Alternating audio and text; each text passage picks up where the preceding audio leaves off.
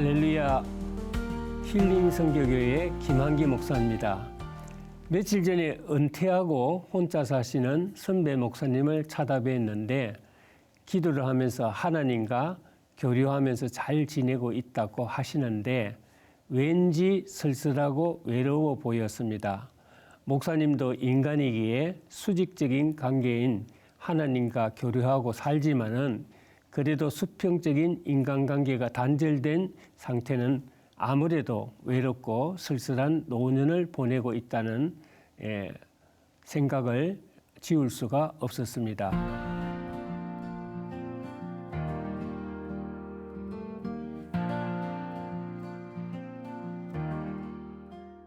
2010년 충남에서는 사망한 지 1년이 지난 노인의 시체가 발견되어서 큰 충격을 안겨주기도 했고, 지난 5월에는 죽은 후 6개월이나 방치된 노인의 시체가 청주에서도 발견되기도 했습니다. 사실 해외 토픽에서나 나올 법한 이러한 죽음은 이제 우리에게도 결코 낯설지 않는 사건이 이슈화되고 있습니다. 이처럼 지켜보는 사람 하나 없이 홀로 생을 마감하고 시체마저 뒤늦게 발견되는 죽음을 가리켜서 우리는 고독사라고 합니다. 일본 최초의 유품 정리를 하는 요시다 타이치시가 전하는 우리 시대의 죽음 이야기, 유품 정리는 보았다는 책이 요즘 인기리 판매된다고 합니다. 저자인 요시다 다이치는 유품 정리인으로서 자신이 직접 겪은 슬픈 죽음에 대해서 담담하게 기록하고 있습니다. 흥미 위주로 죽음을 왜곡하거나 가장하지 않고 솔직하게 자신이 다루었던 슬픈 죽음에 대한 얘기들이기에 인기리에 구독되고 있다고 합니다. 이보다 더 인생의 참된 의미를 깨닫게 하고 삶과 죽음에 대한 명확한 의미를 전달해주는 말씀이 오늘 본문에 기록되어 있습니다. 요한복음 16장 32절을 보면은 보라 너희가 다 각각 제 것으로 흩어지고 나를 혼자 둘 때가 오나니 벌써 왔도다라고 했습니다. 사랑하며 함께 동고동락했던 제자들이 한순간 주님을 뒤로하고 자신의 길을 떠나는 그 제자들이 얼마나 가정스럽겠습니까? 그리고 미련 없이 배신의 길을 들어서는 제자들의 등을 보시는 주님이 얼마나 외롭고 고독하셨겠습니까? 사랑하는 제자들에게 버림받은 스승, 인간에게 이보다 더 외롭고 고독한 순간이 어디 있겠습니까? 그런데 그 외롭고 고독할 수밖에 없는 고독의 순간에도 놀랍게도 주님은 제자들에게 향하여 이렇게 말씀하셨습니다. 그러나 내가 혼자 있는 것이 아니라 아버지께서 나를 함께 계시느니라고 했습니다. 모든 정황으로 볼 때 지금 주님께서는 철저한 고독으로 인해 몸서리 칠 수밖에 없는 상황이었습니다. 그러나 주님께서는 이런 외로움과 고독함을 두려워하지 않으셨습니다. 우리는 마음이 상했을 때 이런 말을 잘합니다. 나를 좀 내버려둬요. 난 지금 혼자 있고 싶어요. 또 제발 나 혼자 있게 해주세요. 하지만 이것은 별로 좋은 일이 아닙니다.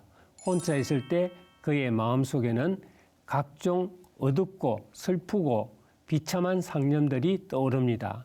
영이 맑고 분별력이 있을 때 혼자 있는 것은 그리 나쁘지 않습니다. 그러나 슬프고 외롭고 고독하고 아프고 스트레스 받을 때는 혼자 있으면은 악한 영들이 그런 틈을 파고 들어올 기회를 노립니다. 우리가 주님처럼 확고한 믿음 가운데 하나님 아버지와 함께 하고 있다면은 외로움도 슬픔도 고통도 기도와 찬송으로 위로받고 치유받을 수 있을 것입니다. 그러나 어떤 삶의 문제나 개인적인 고민 때문에 혼자 있게 되면 반드시 그런 문제를 통해서 슬픔과 외로움이 틈을 타고 마귀가 침범할 것입니다. 영적인 그리스도인은 언제나 주님과 함께하는 시간으로 자신의 외로움에서 벗어나야 합니다. 중년의 위기가 이런 외로움에서 많이 온다고 합니다. 몇 가지 중년의 위기를 좀 살펴보면은 첫째로 의기소침함으로써 자기 고민에 빠지게 됩니다.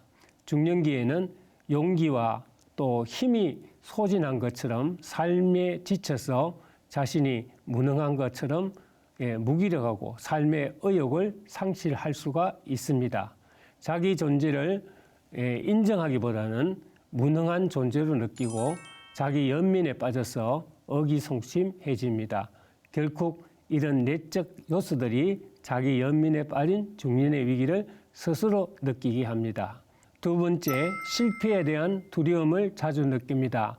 이것은 목표를 이루고 난 다음에 찾아오는 상실감이기도 하지만은 또 목표를 향해서 뛰다가 만에 하나 있을 실패를 두려워합니다. 자신의 한계라는 것이 있기 때문입니다. 세 번째는 중년이 되면 자기를 요구하는 것이 많아집니다. 중년이 되면 자기의 욕구가 많아져서 스트레스를 많이 받습니다. 그러한 욕구에 비해서 몸이 감당하지 못할 때가 많습니다.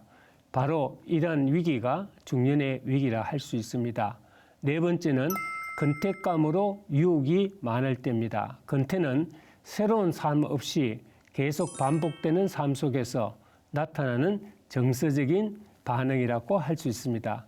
사람은 새로운 욕구 충만을 원합니다. 그래서 새로운 것을 찾고 싶어 합니다.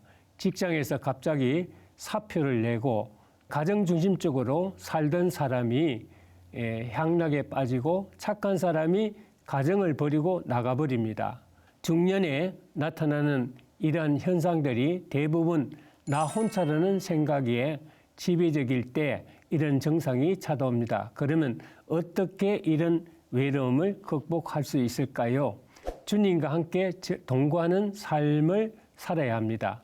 주님처럼 고독할 때 내가 혼자 있는 것이 아니라 아버지께서 나와 함께 계시느니라 하신 것처럼 늘 주님과 교제하며 동거하는 삶을 영위할 때 모든 외로움에서 벗어날 수가 있습니다.